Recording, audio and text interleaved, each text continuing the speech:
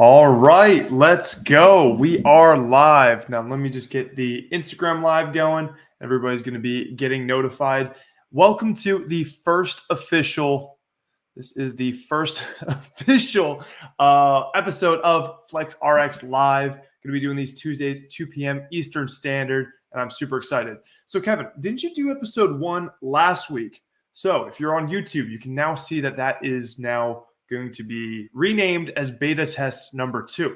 The reason being, and the topic of last week was ready, aim, fire. So your boy ready, aim, fired super hard because my mic was facing wrong. It was facing the wrong way the entire time. So you can hear the quality because this mic, it's coming off of one side, like where it's going to take the sound. So it was facing the wrong way. So you were hearing kind of a little bit of my voice hitting it, and then it would bounce off the wall and actually hit it. So hopefully the sound quality is a lot better this week. But that is why we fired last week and we learned a lot. So now we are re-aiming, and by re-aiming, I re-aimed the mic. And now we are on the first official episode of Flex RX Live Weekly. So super excited for this one. Today's topic, what we're going to be covering. Well, first let's get an intro. This is Flex RX, and this is where we talk about fitness, learning, enduring on the pursuit to excellence. So that is what FLEX stands for. So super excited to have you guys on this live. We are on LinkedIn, Facebook, YouTube, and also Instagram on that screen. So super excited to be diving in. Drop some questions because I'll be covering some questions for Q&A once we get through our first topic. And the topic of the day is going to be why motivation is not the goal. Why it's kind of like chasing the horizon because it's just not worth chasing. Where in terms of the horizon, you'll never actually get there. But when it comes to motivation, let's say like if your goal when it comes to training, you're only going to train when you're motivated. So going to set the expectation that I have to be motivated. I have to want to get out of bed. I have to want to train. I have to want to feel energized. And I have to just love training so much. You may not go that far. And if anything we've seen when it comes to training is you need a lot of time in the game to really pay off those dividends. You get compounding returns, kind of like the S&P 500 index fund. Your boy knows finance. But when it comes to motivation, when it comes to us setting that success, when you make it an expectation that you're going to wake up in the morning, you're going to want to train, you're going to love pushing yourself to failure, giving it your all and then being sore the next day. You're going to wake up the next day and just be like, I can't wait to do that again, with no ever time where you're not going to want to do it, or anytime you aren't feeling excited, you're just not going to show up, then you're setting yourself up for a lagging amount of consistency. And consistency is the big piece. This is where we see a lot of people where they'll train consistently for, let's say, 4 weeks, super motivated, loving it, and then they stop because it stops being exciting. It stops being new. It stops being super mega progressive. You stop hitting PRs of 5 pounds every week because you're just new to it. It's a new stimulus. Let's say you start archery, you're going to be hitting the blue part of the target. And then like as you get less bad, you're going to start hitting it more towards the center. But once you get good and it's like hitting 10 bullseyes instead of 8, that's a lot harder. And that minimal amount of increase of like outcomes takes a lot of time to actually accrue. So in today's topic, when it comes to setting that as success, like feeling motivated to train, I want to tell you like why that's probably not the goal of what you want to strive for. So I put together some notes. And so there will be a time when it's not exciting, when training's not exciting, when the thing that you want to do is not going to be exciting. There's going to come a time where that's going to come up. And so not setting the expectation that you have to want to do the thing, that's going to allow you to do the thing when you don't want to, which is going to happen a lot. And now you're going to have a lot more training sessions. You're going to have a lot more practice, and you're going to get better at that thing because training isn't exciting. Competing is exciting. Let's say it's basketball. Shooting in an empty gym is not fun. But Kobe Bryant would get up at like 3 a.m., 4 a.m. and shoot, thousands of shots on a daily basis. And so there was a quote recently. It was Steph Curry, I think, has shot like hundreds of thousands of shots in his career in practice to make 3,000 shots in actual games. So the games are the fun part. It's the training, those things that get less exciting that make you kind of that put you in that proficiency level. And so the goal is not to feel motivated. And so when it comes to, let's say, the training piece is when you're relying on motivation, and you will be motivated probably the first couple of weeks in terms of whatever you want to do, because you're going to get better quicker and quicker. And that's really fun. But eventually it slows down. You're getting better slower. You're not hitting weekly PRs. You're not getting just leaps and bounds of new moves or techniques. And then you start slowly getting better and it gets boring. But that is actually a good thing. When something starts getting boring, that's when you start becoming an expert. Because I don't think that Kobe Bryant was like, wow, this basketball thing is super fun when he was, hundreds of thousands of shots deep. He was like, okay, this is kind of like the basics are boring because they never change. Shooting a quality shot, having good technique doesn't change. In terms of fitness, thermodynamics isn't changing. Progressive overload is not changing. So when those get boring, that's a good thing. That's showing that you're moving out of beginnership. You're getting into more of an intermediate or advanced. So it's good when these things get boring because what needs to get done never changes. And so that is why the goal is not to be motivated, but to get to exceptional, we need to allow the thing to actually get boring for us, which is actually a good thing. So when it comes to just the motivation in general is like, if you set yourself up to only act motivated, the goal should not be to be motivated because there will be a time when motivation does not show up for you. It's kind of like that flaky friend that we're going to hang out on Friday. Can't wait to go out. We're going to have a great time. And then Thursday or even Friday morning, they text you like, oh, never mind. It's like something came up or like stubbed my toe.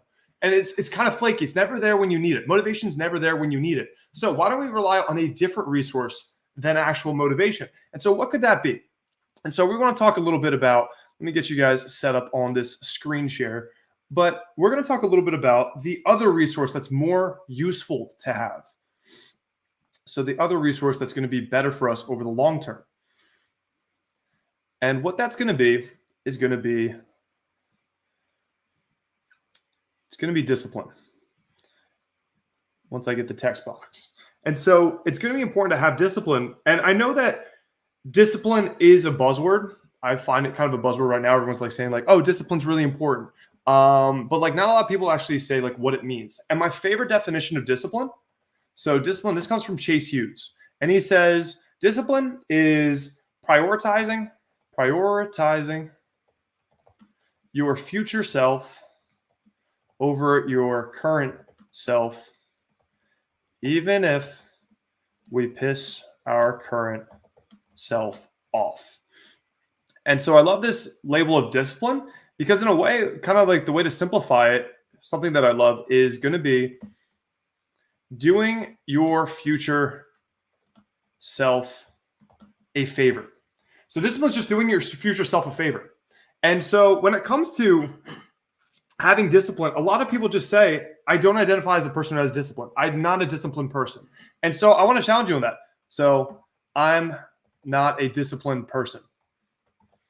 I bet that I think you're full of crap because you have things in your life that you're already disciplined at. Do you need to be motivated to do the laundry, to brush your teeth, to take out the garbage? No. To take a shower. And I'm just assuming here, I'm just going to make an assumption that you probably do at least one of the four things on a routine basis. It's 25% maybe. And so you don't need motivation to do these things, but you already do them on a routine basis. And you don't feel motivated to brush your teeth, to take out the garbage, to shower, but you're doing your future self a favor. And that is not smelling bad. So the future self favor we're doing by doing these things that may be an inconvenience in the short term, what we are doing is we're doing a favor to our future self. So that's one of my favorite definitions. So discipline is pretty much just doing your future self a favor, even if it's inconvenient in the short term. And so when you take out the garbage, you brush your teeth, when you take showers, those are just doing your future self a favor of not smelling bad. And so we do these things even when we're not, quote unquote, motivated. And so even in the case of, let's say, yeah, so you don't want the house to stink. The long-term goal is not to have the house stink. So you take out the trash and we take out the trash to make sure that the future favors that the house doesn't smell bad. So you don't have a stinky house. So that's why I feel that discipline is going to be a much more useful resource. So when we use these frames, and like also everyone here is probably a disciplined person in some way. So when there's a habit or some routine you actually want to develop, think of it in those terms of like, how do I just stack that with brushing my teeth, taking showers, et cetera, things that are just not fun to do. Like, how can I just stack these habits with those and actually start seeing consistency and discipline in the up days, the down days, when I want to do it, when I don't want to do it. And that's going to lead you to more long-term success than doing it just when you feel like this is super exciting and I'm super motivated, because you're not going to be motivated every morning if you want to get up early at like 4 a.m. Not every training session either. So I hope that this is helpful for everybody watching, because it's just kind of like my perspective on discipline and how that's kind of changed over the years. But I think the most useful framework for me is just relating to what are things that you already do consistently, even when you want to do them, when you don't want to do them. And then when you're trying to make a habit of practicing basketball, ice skating, don't know why that just came up. But if you're trying to make these habits and getting better at something else, sprinting, running, jogging, you're not going to want to do them every time. But when you think of it like, oh, it's like brushing my teeth, I don't want to brush my teeth. It's not a fun thing to do, but it's something I feel needs to be done. So hopefully that's helpful for you guys, and hopefully you can take some action steps from that. But that is kind of why chasing motivation is kind of like chasing the horizon, because it's just not worth it, and you'll never really actually get there or stay there. So hope that's helpful. Let's take some Q&A. Let's get into it, and let me know if that's actually helpful for you guys, speaking on discipline and kind of like why that should be the goal rather than motivation. So let's see what we got. We got Greg in the house. What's going on, Greg? We got a lot of event logs in Instagram. So let's get some questions. If you're watching live on Instagram, if you are on YouTube Squad, if you are on Facebook, even LinkedIn Squad now, because we figured out that login, what questions do you guys have? So Greg says, and I can do it like this now. Boom. So Greg says, shout out to Greg. Do you think there is a better time to take vitamin D supplements? I've heard that you shouldn't take it before bed. Curious about studies you've seen. So I'll give my full transparency on this, that I haven't seen too much in terms of, the timing of vitamin D. And I think that's a very interesting topic overall for, is there a certain timing that's going to be better? But when I think of vitamin D, what we first have to talk about is it's a fat soluble vitamin. So fat soluble vitamins, that is going to be ADEK, something I actually remember from pharmacy school. Super cool. So vitamin D, it's going to be fat soluble. And the thing with fat soluble vitamins is they tend to store and last. So water soluble vitamins being like kind of the opposite, they are going to be something that more can flush out and etc. So we have more of a I remember this from school. We have more of a toxicity risk when it comes to fat soluble vitamins, because they will actually stick around for the longer term. Water soluble vitamins, if you get a ton in 1 day or 2 day, you're just going to pee it out. Water soluble. And so when it comes to vitamin D, it's going to be fat soluble, so it can stick around. So you can build up a high amount of dosage in the body if you're getting too much. But with vitamin D is not something where I'd say toxicity risk is super high, because this tends to be on average the most undernourished vitamin, and that's going to be vitamin D. So need more vitamin D in our lives. But as far as when it comes to kind of what I'm hearing in terms of fat soluble vitamins, how they stick around for a while, that's why I'm starting to my assumption would have to look into actual data. If it's fat soluble, then it's likely that it has less of a time dependent dosage, because it can stick around for the longer term. So that's why I would just leave my assumption. I don't think there's going to be something there as far as timing, but there could be. As far as absorption, usually there may be something with combining with a meal that includes fat, just to help you kind of digest it and hold on to it. So that could be something there. Greg, wish I could be a little bit more helpful on that, but that's kind of from what my experiences are, that maybe could be useful. I think that shout out to Ricardo. I think that it's important to have a goal. For example, when you have a trip coming up, to get the motivation to have a better condition. Love that. So I always think that, and I was having a conversation with my mom today. Got to talk to Mama Hanus on the phone. Super cool. And we were just talking about the importance of having dragons to slay, and just having goals and being able to, that kind of gives us overcoming those challenges. There's a worthwhile kind of benefit at the end. What is that? I forgot, there's some feedback loop, but reward is big on it too. And we get to the fun thing about this is it's important to have a goal, and the goal is whatever we set.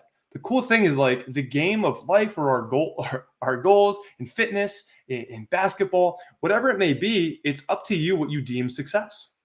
So it's important to have a goal, but when we say okay, I want to lose 30 pounds in the next 6 weeks, and then we fall short, we kind of just like we set that bar of success. But if you just say, hey, for the next 6 weeks, success is going to be losing 10 pounds, that's more realistic, and that's something you could probably knock out. So on one end, it's the same kind of inputs in terms of being consistent, eating in a calorie deficit, hitting our protein intakes. So the inputs are about the same, but we just deemed that success because we picked a number, 30 pounds, or we picked, let's say, 10 pounds. And so sometimes some people can feel really defeated just from setting the bar a little bit too high. And sometimes like it just be more motivating by hitting that, those 10 pounds down, the goal that you set out for. So that's something too, when it comes up with, important to have a goal. It's also important, like, what we set that barrier of success at. But I think that's a great call too. And a lot of people, especially in HFP, so our fitness program, a lot of people will do some shredding for the wedding, or of course, like everybody wants to get lean for the summer. I line up my cut every year around summertime because, that's the time to, be out, show out the gains, and then, get a good tan. Exactly. All that good stuff. And a lot of people will line that up. It's less motivating to, especially in New Jersey, if it's going to be 20 degrees and I'm in a hoodie, why am I going to get into my best, kind of body composition, my most kind of lean or shredded, something that I would be proud to show because it's not easy to do. Why would I do that in the winter when I'm going to be in a hoodie? So definitely, I think those goals are great to have. I used to swim and play water polo in high school. Respect. Water polo is no joke. I remember we looked that up, and I think that they're treading water the whole time. I didn't know. I thought they were standing in water. So, like, water polo, it's a whole new game. It's been a while since I've been in the water and gained a little weight. Along with swim, what can I do to get that lean, swimmer toned body? So I'll just run you through kind of like what does that look like in terms of losing fat. So I used to swim and play water polo in high school, college. It's been a while since I've been in the water and have gained a little weight. Along with swim, what can I do to get that lean swimmer toned body? I got a great story for you. So my sister, shout out to my sister. And so what happened to her? She was a 2-sport athlete in college. Tremendous athlete. She's my oldest sister, and she like kind of set the bar of like, crushing in athletics and charismatic individual. And so like she had a reputation, which was like great. And so me coming into high school, being a freshman while she was a senior, it was like, oh, cool. People already know me. The seniors are like, oh, that's, you're her little brother. And so that was super cool. And so crushing in athletics in high school, then went into college, did 2 sports there, practices, structure, goals being set for them. And so had a lot of training, had a lot of goals, kind of just like easy to be tangible. But what happened when those goals went away, when she graduated from college, all that structured practice and the camaraderie of the community of that tight-knit basketball or soccer team, all that camaraderie and all that kind of went away. And so it was tough for a couple of reasons. And so the couple of reasons here is that why it's tough for a lot of people post-athletics that have that athletic background. I was a 3-sport athlete in high school. I've done a couple sports in my life. But for especially graduating college athletes, high school athletes, what's really tough is a couple things. So let's say, I hate to say the word retired because like we're not retired athletes, but we're going to use that word. We'll say like college. So some of the things that play is because you have that sense of, so first off, fundamentally is burning a ton of calories. Water polo, burning a ton. You're treading water. You're an animal, respect. I cannot tread water that long, but you're burning a ton of calories and you're doing it in a distracted way. Question for everybody. What sounds more fun? Playing 1 hour of basketball? Play 1 hour of basketball, trying to get a ball in a hoop and stopping the other team from getting a ball in a hoop, or going and running, let's say like 5 miles, going outside and running 5 miles and doing box jumps. That sounds awful. Going for a 5-mile run and doing box jumps doesn't sound like a good time. Playing an hour of basketball, you're probably going to cover some mileage just going back and forth and playing the game. It's a distraction of actually being active. Kind of like if you're going to, football practice, ultimate frisbee, we'll say. I love ultimate frisbee. But you'll cover a lot of mileage from a couple games, but you're so distracted in the way that the game kind of keeps you from like, oh, I'm so out of breath. I'm so tired. This is difficult. You're just playing the game to win. And so fundamentally, retired athletes will be burning a ton of calories in a routine way. So there's typically a routine that has a community. You don't want to let down the team. Don't let down the team. So it's a routine way. Community, don't let down the team. So we show up, we burn a lot of calories because we want to make sure the team gets better. And so for all these reasons, when we graduate, graduation happens, it's all gone. So you may not be training 5 times a week now. You have to find a new community. You may have to find another caliber of athletes in your small kind of locale that is going to be able to, keep up with you and push you to be better.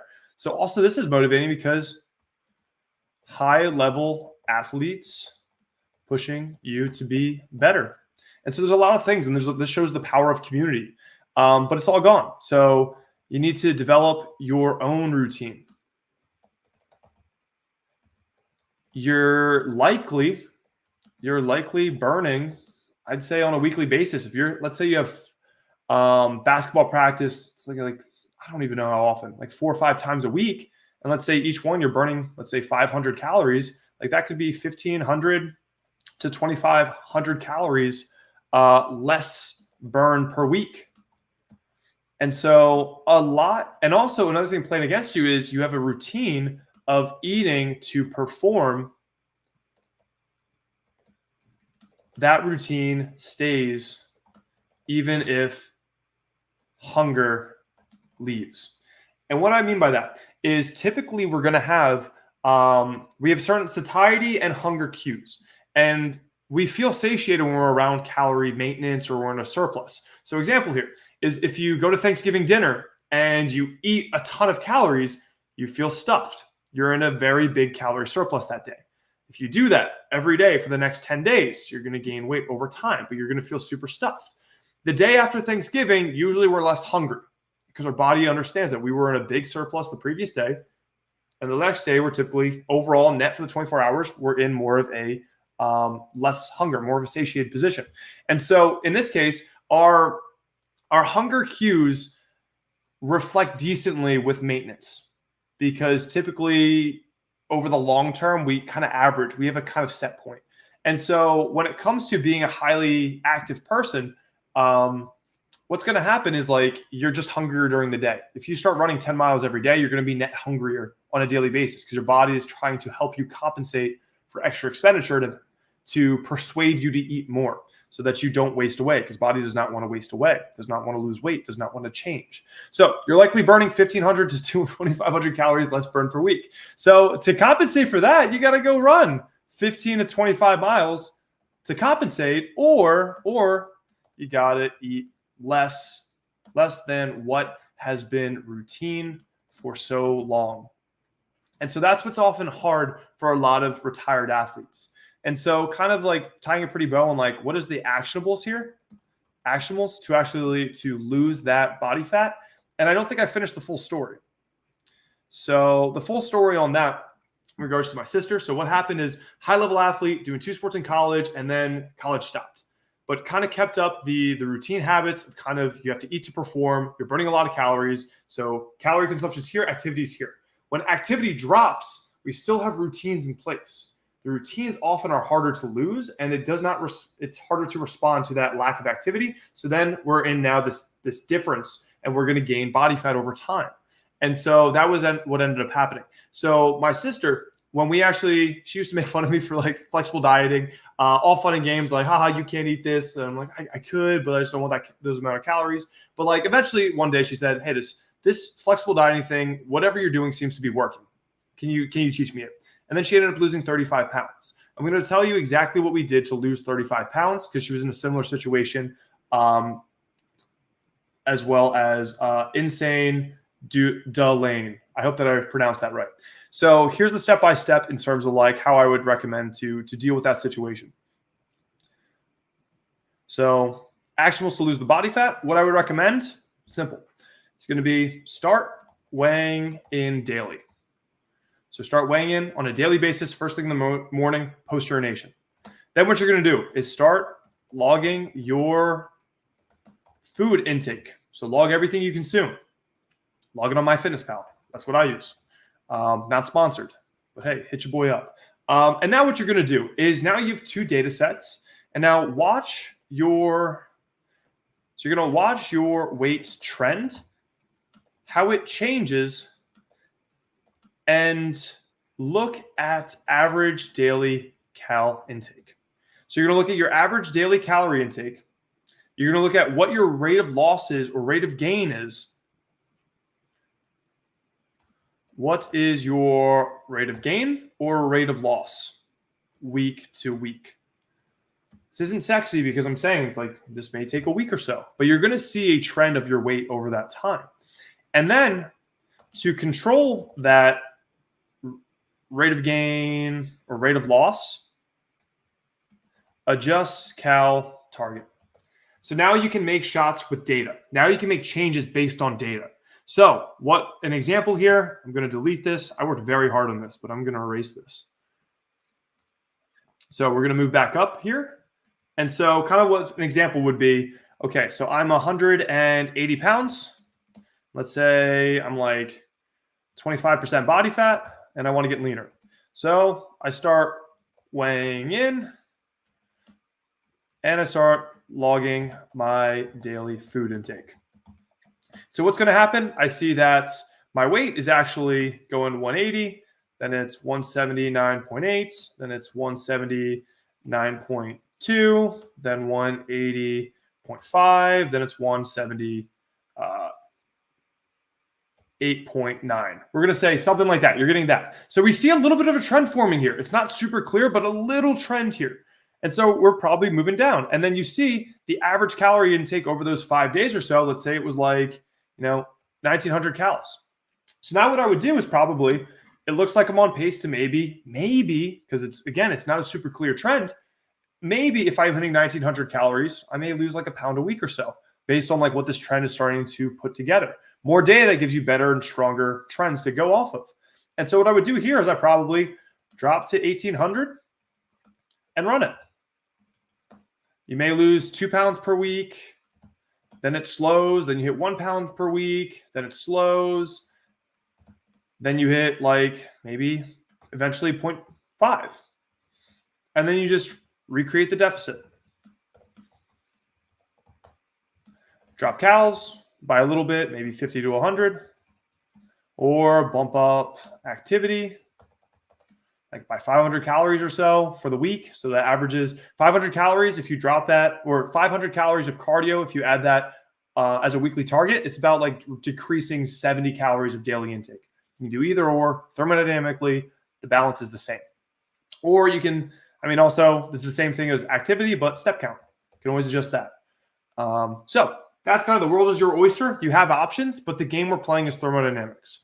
But this would be the step-by-step, what I would recommend to do. And that's what I did with my sister to where she lost, I believe, like 35 pounds and definitely got her body composition in a better spot.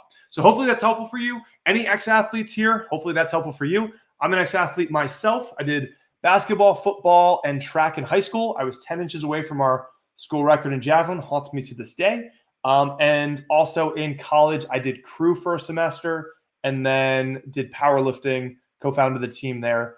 And then pretty much I was carried by a very strong team, especially my wife being one of those very strong people that carried me. And we got to compete internationally twice in South Africa and Belarus. Super cool stuff.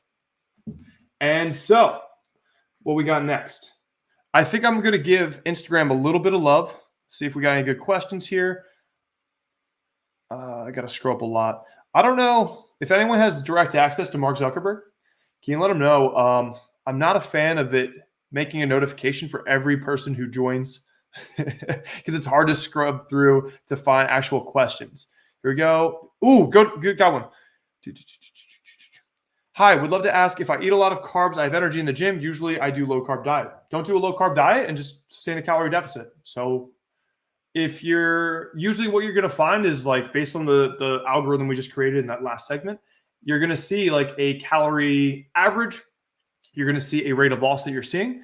So just bias having a higher carb amount in those calories while you sustain the deficit, and you'll have a better tendency to retain your performance or progress.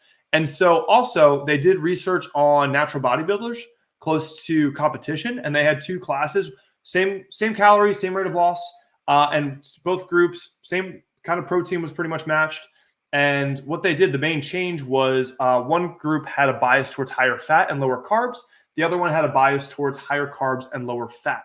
And both of them They competed, they did their thing. But the group that retained the most muscle was the carb-containing group, the higher carb group.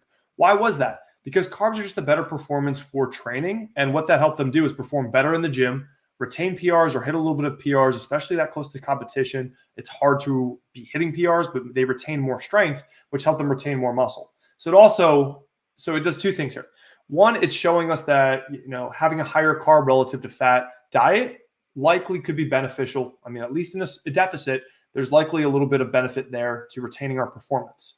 Two is retaining our performance, retaining our strength. That's going to be the best way to retain our muscle, or that's going to be one of the best ways to retain our muscle. So when you're in a calorie deficit, if you're dieting, make sure that you're doing all you can to retain your strength or progress on that strength. And that's going to make sure you stay super jacked and then don't get just quote unquote skinny, because we want to get those gains. This also works for any hobby or creative activity outside of the gym. So important. Thank you. Thank you. This is actually the handle L_blobfish. That is a hell of a username. Respect. Great question. All right, we're going to go with this Bill Beard. What are the ways in which you have seen clients develop effective discipline for working out and eating well? I'm going to tackle this in a couple different ways. Great question. I love this question. So how are we doing on time? I don't know. All right. So creating discipline on working out, So let's go discipline, working out, and eating well. So a couple things I would say, and this comes off Atomic Habits. So because we're talking pretty much in habit development, effective discipline. And I think discipline in a way is going to be habit development. So one is make it easy. We just actually on my hot seat in HFP, we talked about these, but make it easy. I'd say the number one thing you can do, this is based on Atomic Habits, book by James Clear, amazing book. But what he says is make it easy. And you're pretty much setting up your environment for success. So make better decisions easier. So this would be like having apples in clear view. So if you want to eat more apples, have apples in clear view. I think there was a story in the book where the apples were in the fridge, they weren't getting eaten. When he put the apples on the counter, and it was always had visual cues all the time, he ate more apples. The goal was accomplished because he just wanted to eat more apples. So doing that, and I would say eye level. So anabolic free refrigerator. So things that are eye level and you just have a lot of visual cues. You see them a lot. So let's say you open up your fridge and all you see is Greek yogurt. You see egg whites. You see, I'm obsessed with these, but low-fat string cheese. It's got great macros, and I'm obsessed. But I'm out. Egg whites, low-fat string cheese. You got ready-to-drink protein shakes that are like 30 grams of protein. So that can be your Fairlife. That can be Equate, which is the Walmart brand. That Quest has a product. And that's just like you open up your fridge and you're like, man, I just need something to eat. And you have all of these high-protein, low-calorie dense options. You also got like deli meat, lean deli meat. And you're like, gosh, it's easy to make good decisions if they're available and you see them a lot. Next up, make less good decisions harder. So this would be, put candy bars in an inconvenient. Oh, I can't spell. We'll go with that. Inconvenient. No, I think we can do this. There we go. Inconvenient cupboard. So just put it in a really hard to reach place where you're like, oh man, I really want a candy bar. You're like, oh man, I got to go. No, even better, the garage. Put them out in the garage. Because you're like, oh, if I want this candy bar, I got to go through the laundry room. I got to open the door. Then I got to go over to the box of them. I got to open it. And then I got to, there's a couple extra steps. So adding annoying steps to do the things that you would less want to do. Better decisions in terms of going to the gym. Have your bag packed already. Put your gym clothes out the night before. Doing some of these things. That's a discipline piece because you're doing your future self a favor as well. But these are a lot of, I think, great stemming habits or ways to start getting those habits to start taking place, to start sticking. I love, I still got to finish it, but I'm loving the book right now. Again, Atomic Habits, James Clear. If you want to send me a signed copy, I am totally down for that. If anyone has his phone number. But great book, highly recommend it in terms of these things. So other pieces, discipline and working out, eating well. So we're going to go with working out. Make it fit your lifestyle. Use your calendar. That's big. So for me, I want more efficient workouts. I want to be able to get in there and get things done and not have to wait for people. So I like getting in there first thing in the morning, and then it sets the tone for my day. Some people, they have maybe a work from home situation, and they like to, use their creative minds in the morning, have some caffeine, get some work done, feel productive, and then maybe they want to break up their day with a workout. That's cool too. Find a way to make it work. If you hate being at the gym when it's crowded, and the only time you feel that you use is 5 p.m., but you hate it, just go at a different time. So find the mornings are usually pretty good, low volume. You can maybe find, midday if possible. Or, there is the late night. Back when in high school, I was actually an 8 p.m.er. Nobody knows this. I'm a recovering 8 p.m.er for the gym. And that was actually there weren't too many people back when I was training LA Fitness back in 2011, back in my day. So that can work too. But figuring out what fits your lifestyle and making that happen. And then also make it easy for the workout. Time efficient, effective. If you're getting results, keeping habits that get you results are much easier to stick to. Make it easy for the workout, time efficient, effective, and on the way. Make it something that's not such a commute out of the way that it's easy for you to actually want to keep doing. If it's on the way to work, on the way back from work, then you can probably hit it like that. Great question. Really love that question. And also just piques the interest of what I've been, kind of reading.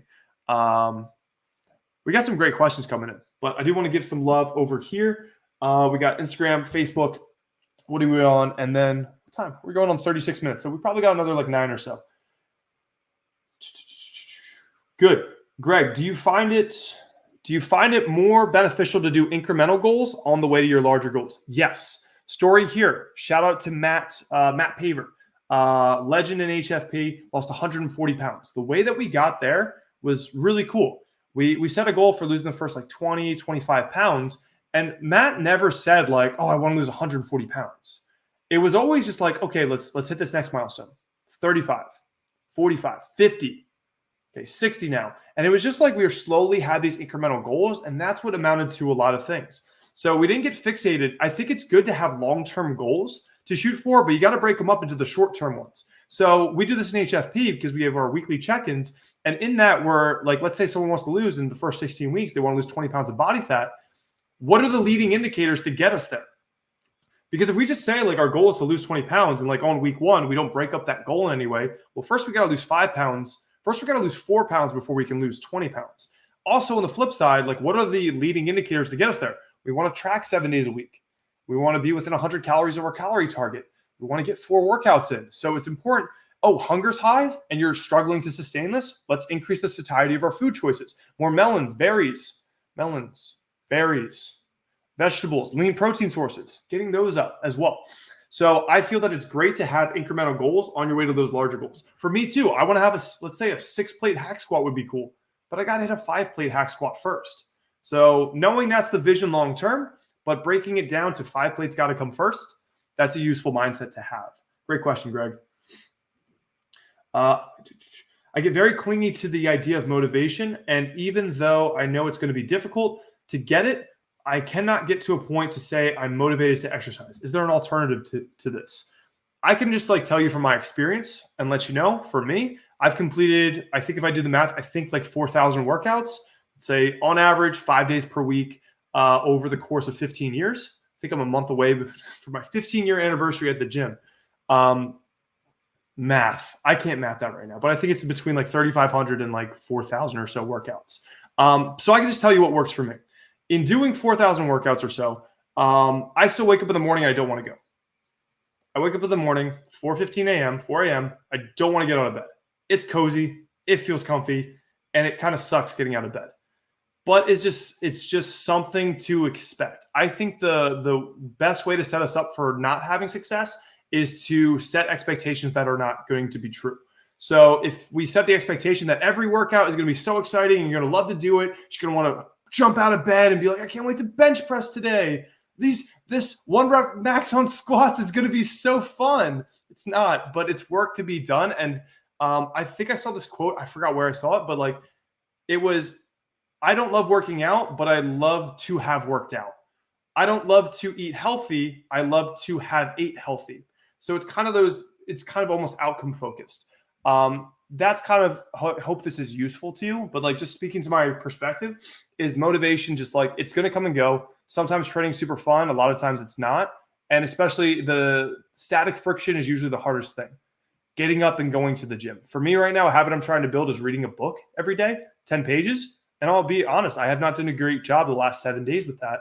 But previous, it's always just like picking up the book and just reading one word. That's the hardest part. Once you're there, it's like, oh, this doesn't suck that bad. I'm just gonna keep doing it. Just getting to the gym, doing that first rep, that's usually the hardest thing. So just try to get there. And I would say one of the best things in terms of the motivation piece is just walk into the gym. There's not really much else to do like once you're there, then work out. So that may be helpful. Just like show up and kind of it's an environment thing at that point. TBH, 5 miles sounds better, but I hate basketball and any other sport. I got your point. All right, Greg, we're gonna go. It's like let's say it's pickleball. Hitting 5 miles worth of pickleball would be a good time. I used to talk a lot of trash about pickleball, but honestly, in my last tournament for pickleball, I think overall across 4 tournaments that I entered, I'm pretty sure I went like maybe 2 or 3 wins and like 9 losses. So I'm not talking trash to anybody until I redeem myself. So just putting that out there. But pickleball is fun nonetheless. Yeah, that's tough. Okay, I love working out. Francois, thank you for popping in. I love working out, but sometimes I feel my week is only made of working, then working out, then being exhausted. This thought demotivates me and makes me skip the gym sometimes, then I regret. I 100% feel this. And this is one of the reasons why I love training in the morning. Because I feel that if you sleep right up to the time where you have to get ready, you go to work. Of course, people have different time demands with like a work day. It could be a 12-hour day, and sometimes it is. Sometimes I have busy seasons where like it's just going to be 12 hours of calls. It happens. But I think when planning your workday, like maybe this is the thing that you value. And the value of this is like knowing that, hey, I hate where like I go to work, I'm tired, and then I have to go work out, and then my day's done. So maybe this could be useful, but of course there's still an eat the frog kind of piece to it. You still have to do something that's not so fun. Waking up early. If you wake up at 4 a.m., you're in the gym at 5, you get your workout done, you go to work. Now the after work time is just whatever you want to do. You can go, you can watch Netflix, you can hang with a significant other, you can like be on Tinder all day, you can be riding unicorns, whatever your heart desires, you can now do at that time.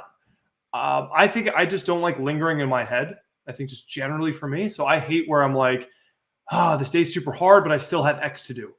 Or I like to have a point in my day where I'm like, okay, the cutoff is done and there's nothing coming up.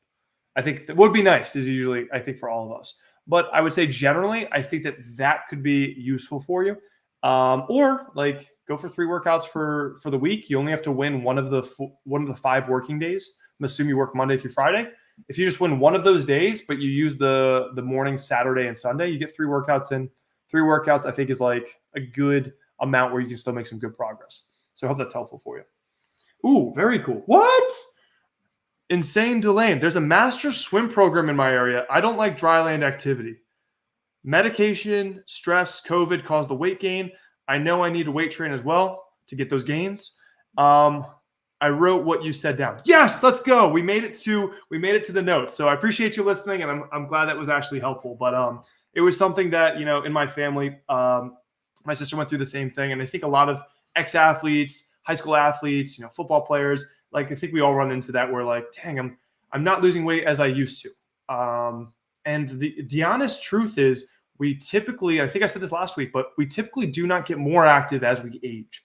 And just being realistic with like, oh, I used to eat 3,000 calories per day and like, it was nothing. It's like you also had cross-country practice. You had football practice. You had XYZ. You just had a busier lifestyle. Me in college, I was hitting like 15, 20K steps. Nowadays, I don't even want to look at it, but it's probably like 4K steps, if that. And it's raining outside in Jersey, but like usually I try to get out there. Really? Oh, man, Cody. Oh, darn it. This is on my list. I'm just going to let everyone know this is on my list. So I have topics to start off these Flex RXs, and we are coming up to time, but what is your favorite book you have ever read? I'm going to give you just a little appetizer for when I actually cover this. I'm probably going to do like a top 5 or something. But as far as darn it, yeah, I'll give you a couple. So one book, I think a lot of times with books, let's start out with this, is sometimes there's a lot of amazing books, but a lot of times like books hit at the right time of our life. They say the right words that we need to hear at the right time. So sometimes people will rank books differently just on hearing the right words at the right time. So I'll tell you my favorite book, or at least the one that I remember being my favorite book of all time, is Success Principles by Jack Canfield. Wrote Chicken Soup for the Soul. The reason I love that, and I got into audiobooks, read this, probably my first personal development book back in 2020. Yeah, it was back during COVID times. I think that's when I was like working out and listening to the audiobook, literally in the garage. I remember that now. Thank you for unlocking a memory. And I remember, I think it was the first book that just kind of like put out the kind of ownership, the idea of ownership. And then Jocko's book, Extreme Ownership, even just like it put the icing on the cake. And so I think the first principle was like, just take responsibility for everything in your life. Like if the outcome wasn't what you wanted, like, yes, Bob, Sally may have not done the thing, but could you have communicated to Bob and Sally better to get a better outcome? Yeah, like it's, you were 5 minutes late because traffic sucked, but like, could you have left earlier and checked traffic? And so a lot of these things of ownership, I think has helped me a ton. And that hit right for me at that time. And I feel like that's very empowering to just feel, or at least allow yourself to kind of put yourself in the driver's seat of your life. That was helpful for me at that time. Another book that I really, really have loved and I think hit at the right time was The One Thing by Gary Keller. And I see a lot of people ranking that book very highly. It was Nicole's actual first personal development book that she read, and that kind of was a game changer for her. But for me, The One Thing is so effective. It's just like if you have an endless to-do list, just focus on one thing at a time. And there's usually one thing that if you do it well, you get good at the thing, it's going to change everything else. So the idea of deep work and the way I run my calendar now is I kind of have time in the mornings where I just dedicate to deep work and the one thing, or what are the most important things that need to move the business forward or my life forward. And I make those commitments. So if I had to give you two just off the cuff, The One Thing, great book. I listened to it on walks. We have the physical copy. I want to actually do a read through. Same thing with Jack Canfield, did audiobook, need to do a full read through. That's why this year's commitment is reading more physical books because you actually have a better retention. But audiobooks, there's some good ones too. Great question, Cody, but definitely it's on my docket to cover more in depth. But that's going to do it for this episode 1 of FlexRx Live Weekly. I will see you guys all next week, which is going to be Tuesday, the day after my birthday. Turning 30 on Monday. Super cool. But I will see you guys next time. Great questions. Appreciate you all hanging, and we'll see you next time. Bye.